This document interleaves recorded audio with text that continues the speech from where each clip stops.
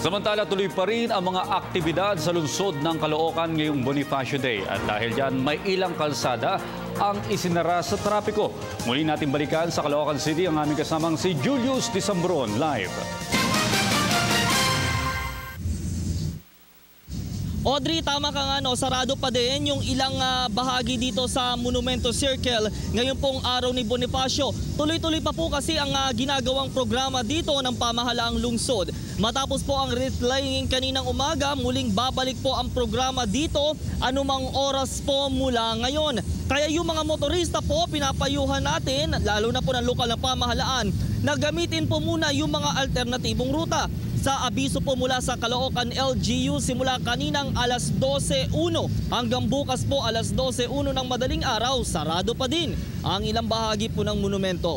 Naglatag din po ang pamahalaang lungsod ng traffic rerouting scheme dito po sa paligid ng monumento.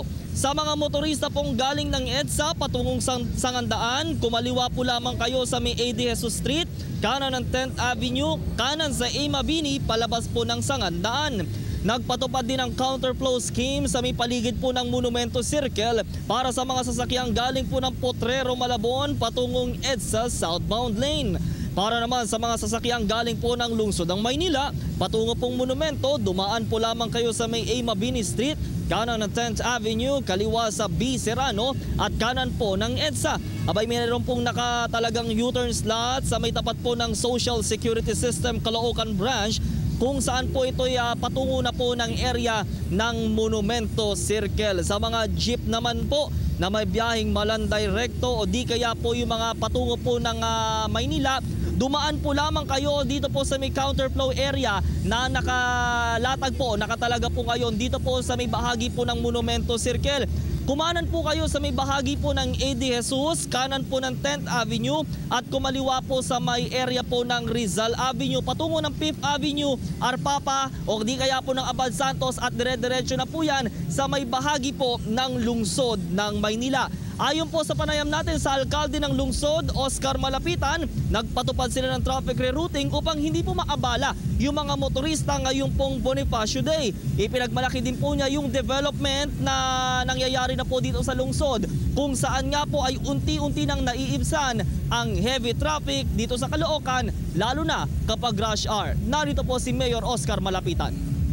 Bihira mag-traffic dito sa monumento ngayon.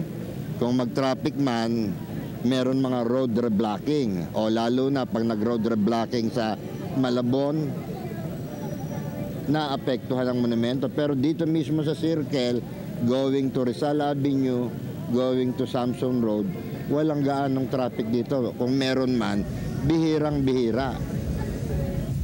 Bukod sa mga MMDA personnel, may mga idineploy din silang local traffic authorities para po magmando sa trapiko. Samantala po, base naman po sa mga o sa nakuha nating ulat at impormasyon mula po sa City o Caloocan City Public Information, isang ceremonial Christmas switch on ceremony at fireworks display po ang gagawin po mamayang gabi, kung saan nga po ay may mga concert din pong gagawin. Lahat po naman ng programang yan ay bilang preparasyon na po sa pagsalubong sa araw po ng Kapaskuhan, kung saan nga po bukas ay auno na po ng buwan ng Disyembre, saktong 24 days bago po magpasko. Dito po sa may paligid po ng monumento, may mga inilagay na rin po yung mga tauhan po ng City Hall ng mga parol, kung saan nga po ay nakasabit ito sa mga poste po dito po sa may lungsod at sa may paligid po ng may Monumento Circle. Yung iba naman po nakalagay dito sa may bahagi po ng end station po ng LRT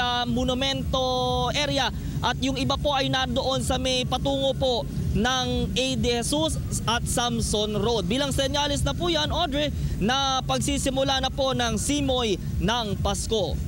Gaya nga ng ating nabanggit, anumang sandali po ay magsisimula na ang programa. Dito pa rin po yan sa Bonifacio Monument sa lungsod ng Caloocan. Report mula pa rin po dito sa Caloocan City kasama ang buong puwersa ng Unit 3, Julius Disambron, Telebisyon ng Bayan.